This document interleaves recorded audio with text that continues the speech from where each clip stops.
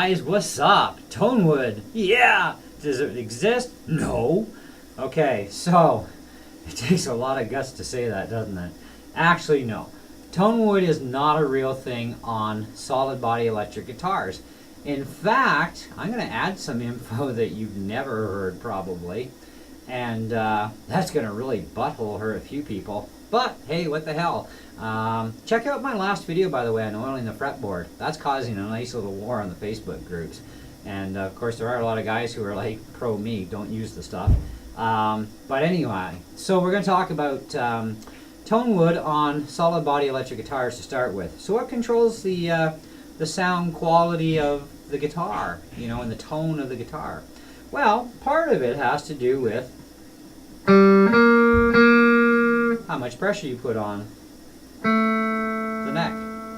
So if you apply the proper amount of pressure for your guitar and the way it's set up, this is normal. Putting more pressure, that knocks you out of tune. Okay? So that's going to affect your sound. Okay? And that goes from one guitar to another too, right? And not all fret jobs, by the way, are equal. Okay? When it comes to dressing frets, even fresh out of the factory, you know, they smack them on, you know, they're still leveling them out and they're still crowning them up because they have to, because when they go on, they're not 100% level, right? And every guitar is going to be slightly out from the other, okay? A lot of your tone too comes from you, okay? Now, does the nut material make a difference on a solid body guitar? Well, some would say yes, it does. I would have to say a little tiny bit, and that's about it, okay? What about the material being used for saddles? Well, a little tiny bit. What about the intonation? How it's set? Oh, that's a big difference. Scale length, big difference. Okay? And, you know, even though they say, well, it's got a 25 1/4 inch scale length, that's not exactly entirely true, because there are pluses and minuses with every single neck, with every body, with every pocket cut out. Okay? There's little differences. Some guitars need a little shim, some don't need a little shim. Okay? Some need the truss rod at a certain spot for a certain bend. Others need it at another spot for a certain amount of bend or relief to get those measurements to where the factory wants them to be set. Okay? And your tuners, they don't control your tone. Not on these things. Okay? Whammy system versus hardtail. Does that control your tone? I'd say a little tiny bit. But what is the actual majority? What is the biggest, hugest factor that controls the tone of your guitar? Well, it certainly ain't the wood. It certainly isn't maple neck versus rosewood. Okay? But your pots, they control your sound, believe it or not. Not just for the amount of tone control you get, okay, or the amount of volume you get, or even your switch. Your switch makes a difference too, because it switches your pickups, right? And pickups are wrapped differently. Pickups have different magnets, pickups different sizes too, okay? This has a cover, this doesn't have a cover, and so on. That affects your sound. So your pickups, your pots, your switch, the wires, how long they are, how short they are, the gauges of them, whether you're running 250K pots, 500K pots, 1.5, 1.250, 2.250s, 2.500s, even a mega ohm mixed in with that stuff. Mega ohms are definitely usually used in bass guitars though.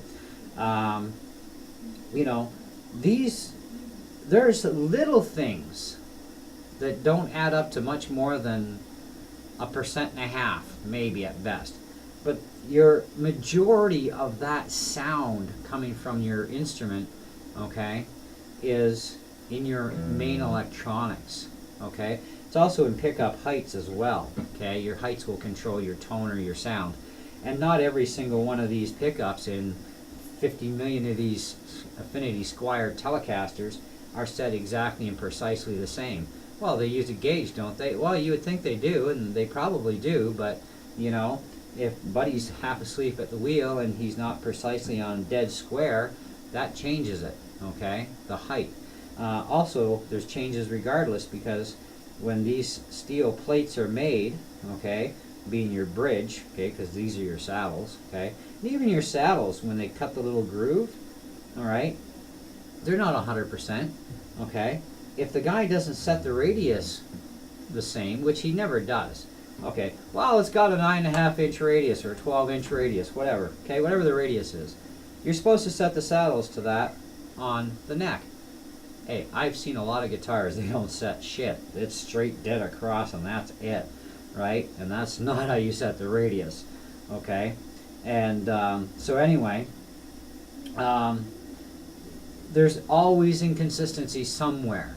So what if I set the radius and I set the pickups and I know for sure that they're exactly the same height, you know, and I've got awesome measuring equipment to ensure that they're the same height.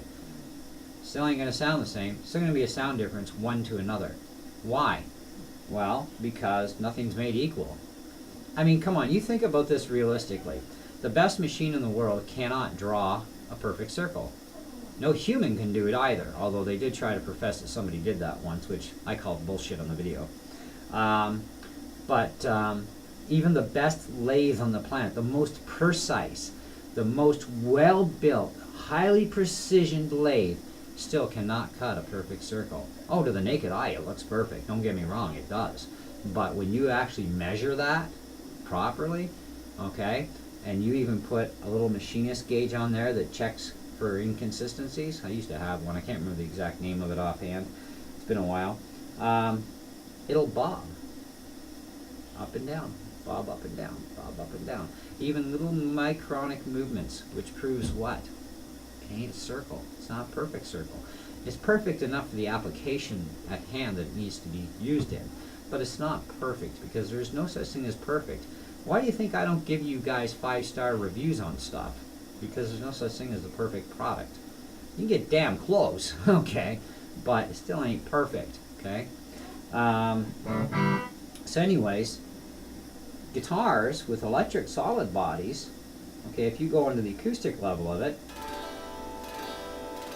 I can do this to all of my electric guitars and they all sound very similar. And they'll sound almost the same, in fact, if I use the exact same strings on them, okay? But there will still be a tonal difference that even I can hear, just a slight difference. And that's not the strings, because if the strings are the same, it should sound the same, you would think. But it doesn't, because scale lengths are all different, okay? This has X amount of frets, my chord has X amount of frets, my SG has X amount of frets, even my acoustics, okay? And acoustics are affected by scale length too, and acoustics are very critical when it comes to the woods. But it's not just the woods that make up the sound of an acoustic. It's the dimensions of the body, it's the sound hole that's been cut out. Yes, it's the frets. Yes, it's got to do with fret material and vibration. Of course, that's a lot more to do with sustain too. And so on and so on. But an acoustic is not an electric, but an acoustic electric will exhibit very similar things to an electric guitar. So here's acoustically. Now let's turn on the volume. Let's go both pickups. Wow. Let's go neck.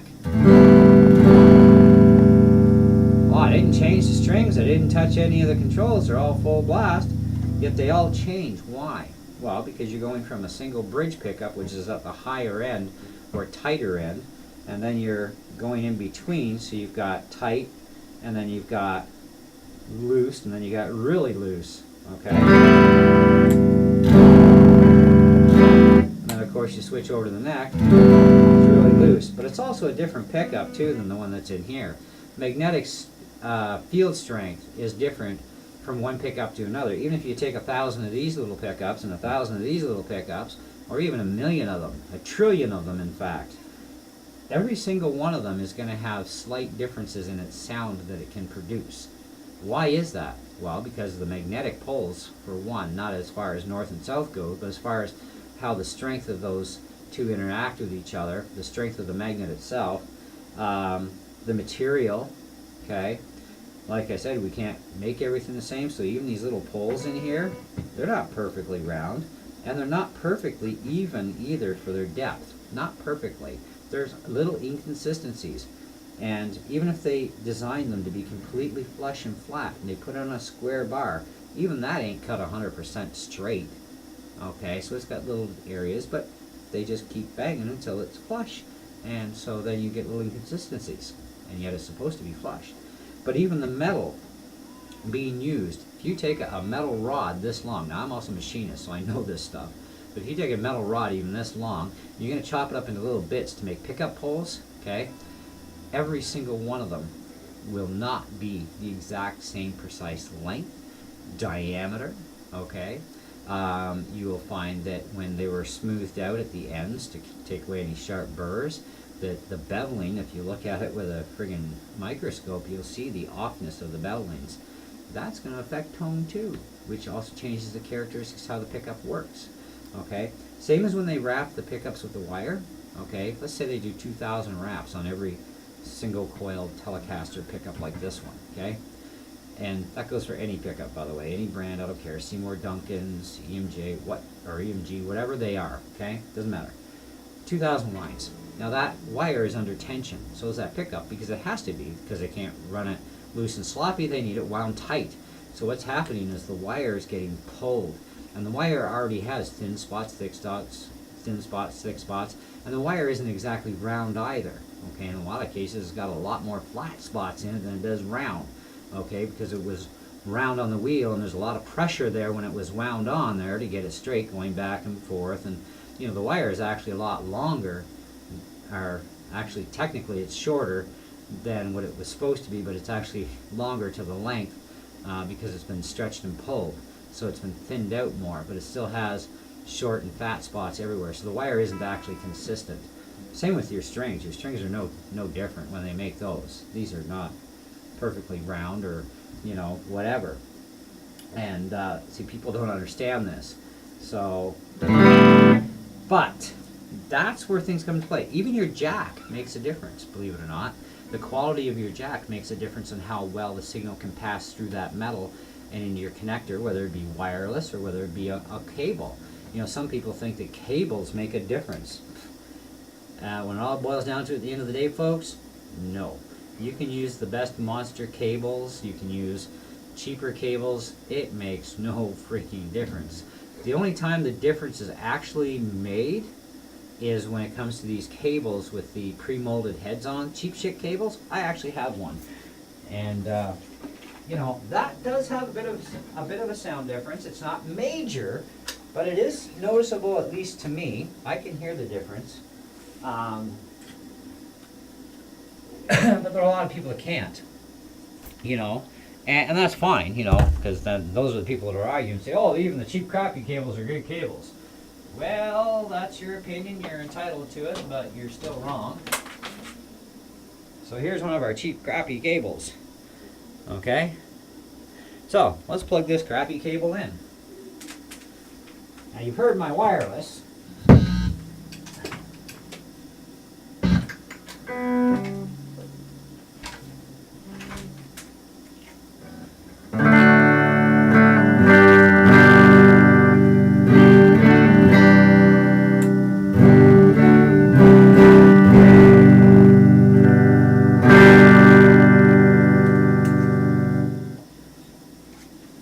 Very subtle difference. And that's a cheap piece of crap cable. The difference between a crappy cable and a good cable is how fast it breaks down. Cheap cables, they break down pretty quick, you know, but more expensive cables will last you longer, and they're also very simple and easy to repair. Mind you, I could just cut the heads off that cable, solder on some good plugs, and hey, I'm off to the races, and now I've got a good quality cable, you know, with actually better quality connectors, better soldering joints too, etc. And that brings us into the next thing that controls tone as well in your control pots. companies are starting to use solder that has more tin, less lead. Tin is not a very good conductor, and it's a real bitch when it comes to soldering with that stuff, because you usually only get one shot to melt it right and get your connection on there. Because the second time you try and go after it, it takes forever to heat it up, and that can damage your circuits. So I still use high lead content solder. And whenever I go into a guitar, the first thing I do is I strip out all that shit solder and put in my own stuff, unless the company used good stuff. And I do have a couple of guitars where they actually use the good stuff. So there are a few good companies still out there using proper solder. Now, if I can just get these guys to learn how to solder properly, that'd be even better, because a lot of these guys, they don't know how to solder that great, but some do, and that's good. You know, and it's a skill that you learn over time. You know, the thing is, don't throw a noob into a company who's got a good reputation and he can't solder very well. Stick him on something else until he can learn to solder first. Give him experimental defects to fix up for you. But anyways, then he'll learn something. But soldering is a very crucial thing, because when you apply too much heat, you can damage the circuits, and that includes your pots. Now, what is a potentiometer or volume or tone control? Well, there's the difference between a volume control and a tone control is what they actually do in the circuit. Okay, one creates more treble and more bass, or less treble, and so on. With the other one, raises and lowers your volume. Okay, which the volume control, believe it or not, is also going to dictate a bit on your tone control. Okay. But what a potentiometer is, or volume or tone control, is actually what's called a variable resistor. Okay, so it's going to give resistance fully, or it's going to give no resistance. Okay, so if it's resisting it, it's lowering output. If it's not giving resistance, okay, it's allowing more volume to come out, okay, or more tone. Okay. The quality of your three-way or four-way or five-way switches, well, the quality of that switch is also going to dictate the sound of your guitar. Just switching from a cheap $1.99 Chinese piece of crap switch that came in my Affinity Strat over to a $22 heavy-duty Fender switch was a night and day difference. I got more volume output, even without changing my pickup heights, and I got a much cleaner sound out of those pickups. Why are those pickups not sitting in my Strat anymore? Well, because I'm not a real huge Strat fan when it comes to the whole single coil thing, and I wanted to put my humbuckers back in anyways, because I couldn't justify going out and buying a set of Alnico pickups, or Alnico pickups, that were in my Squire Strat, which was a classic vibe. I couldn't justify paying that kind of money for those to throw them into my Affinity. So, and I really didn't want to go out and buy another Indonesian Squire Strat Vibe series, because I really didn't like the overallness of the guitar. I liked the sound of the pickups, they were great and everything, but in the end, I found that guitar just really wasn't as pleasing to me. So I'm thinking a Made in Mexico might be a better one. I don't know about Made in USA. I mean, they've had a lot of issues, mind you, all of them have. But if I could find a Made in Japan Strat at the right price, well, I might be convinced to buy one. And then I would leave the single coils in there, you know. See, I'm not one of these guys either that follows the clicks, either like the Seymour freaks or the DiMarzio freaks. I put in what I think I'm going to like and enjoy, and I don't mind experimenting with cheap pickups either. I mean, the pickups I threw in my Strat, those things cost me 24 bucks with friggin' shipping. With shipping, 24 bucks Canadian for 4. And I only needed 3, but now I got a spare one, so, you know, I can put it into something. But they're great pickups, and they're coil tapping. And right now, the way I have them wired, they're just running as straight humbuckers. So I'm going to wire the switches in when I get the switches ordered, and then I can split them into single coils, you know, and I'll probably get a nicer Stratty sound for my ears. And that's the thing, it's about our own preferences, too. You know, and the same goes with amplifiers. I mean, none of them are equal. They're all voiced differently, too. You know, every amp is voiced differently. That's why you get so many different varieties. But it's not just the voicing of the amp or the control quality, etc. It's also the speakers, the cabinets, and, you know, etc., etc. There's a whole list of things. Sometimes you can actually improve the sound of your shitty sounding amp by just putting in a better quality speaker, you know. and sometimes not so much. You can make things far worse. But speaking of poke, as long as you get the right ohmage in there and the right size of speaker, or if you want to put a bigger speaker in, as long as your ohmage is the same, and as long as it's not a high wattage speaker that requires more fire up power than your amp has to deliver, you'll be fine. Otherwise, you're cooking your amp. That's a whole other series of videos. But in the meantime, what I'm going to throw in here too is acoustic guitars. The wood is critical, and it is a real thing for Tonewood on acoustic guitars. However, on an acoustic electric guitar, so an electrified acoustic guitar, or even a mic'd up guitar, your sound changes, okay? And especially on the electric side. Now, I have 3 guitars, my Martin, my Takamine, and my Fender. They're all acoustic electrics.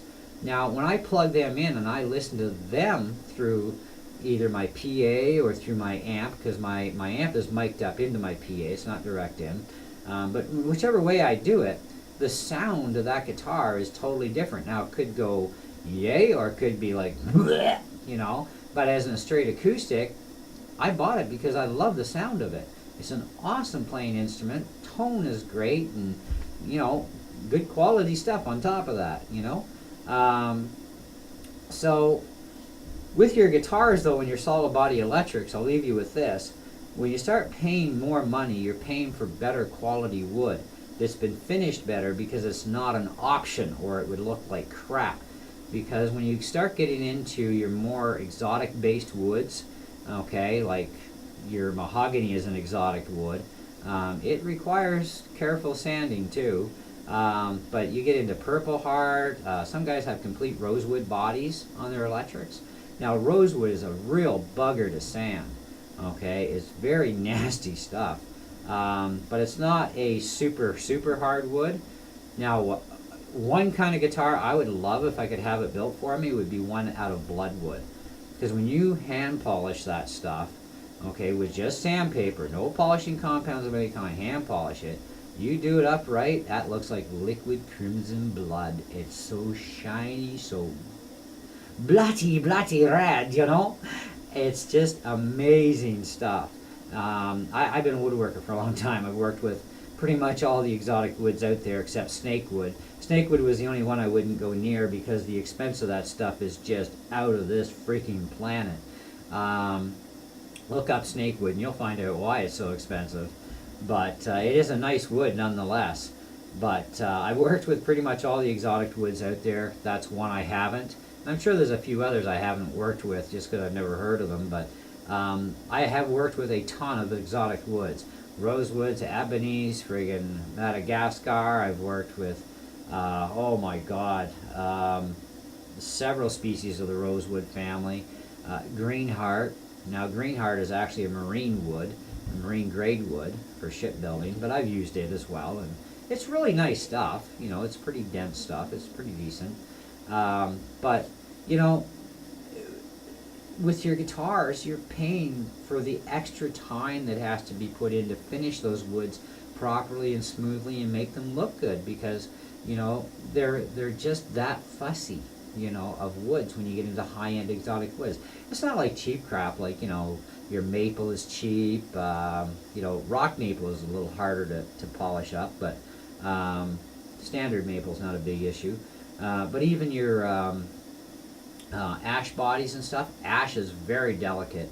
That stuff is probably one of the worst things. It is such a porous wood.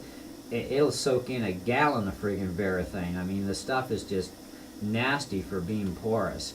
And so you've got to use a sealer with it before you try doing anything else.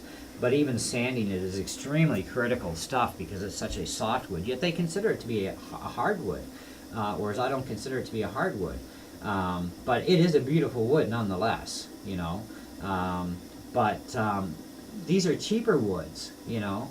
You start getting bird's eye maple and stuff. Ooh, chick-ching, baby, chick-ching, chick-ching, chick-ching. I tried to buy some bird's eye maple once because I wanted to work with it. And then after the guy told me what it cost for a 1 foot by 1 foot piece, I was like, no thanks, okay? Too much for me. I'll stick to the regular hard rock maple, thank you. All right, have a nice day, and I'll go build my project now. But anyways, it's just our prices in Canada. But so with electric acoustics, they actually lose a lot of their tone capabilities once you plug them in when they become electrified. But they don't lose a ton. Okay, that's the big thing. They don't lose a ton. They do retain a lot of their characteristics, but electrifying does change the sound. It really does. But acoustically, 100%, yep. And you can change the sound of your acoustic guitar for better or for worse too with the strings you use. That's another thing that affects the sound of the acoustics and how well things resonate and sustain and overall frequency response too, how it would respond to the strings depending on the strings you're using. And but why wouldn't that be the same for electrics? We just went over that. They're solid bodies. Tonewood doesn't exist, and you have so much electronics and other factors in there. And yeah, your intonation on your acoustic guitar makes a difference too. Makes a difference on any guitar, period, how well your intonation is.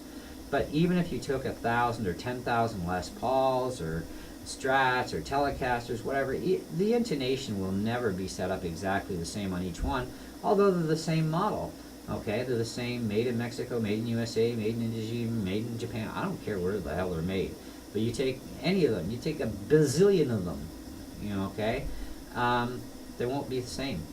It's just not possible. So, and that does affect the overall sound of each guitar. That's why some guys say, you know, I tried out like 5 made Mexican Strats, and you know, they're different colors. Maybe that changed the tone. No, but he finally settled on one, because even the necks, they're supposed to have this profile of the neck. Well, this shit's hand sanded, guys. I mean, there's inconsistencies. They're not 100%. So that neck felt really good, really nice. It felt a little less chunky than the other one, yet they're both supposed to be the same model. Hello? Okay? So anyways, I'm going to leave you guys with all that to fill up with, because I could go on for hours on this stuff. I'm not going to, but hopefully I gave you some insight. And for the acoustic guys out there, if you got a little butthurt over what I said about being plugged in, I've noticed it, you know, that there is some of my sound that does disappear from the natural sound of the guitar because of being plugged in, but it's only some. It's not a major amount, okay? But Tonewood is definitely real on acoustics, okay? Just not on your solid body electrics.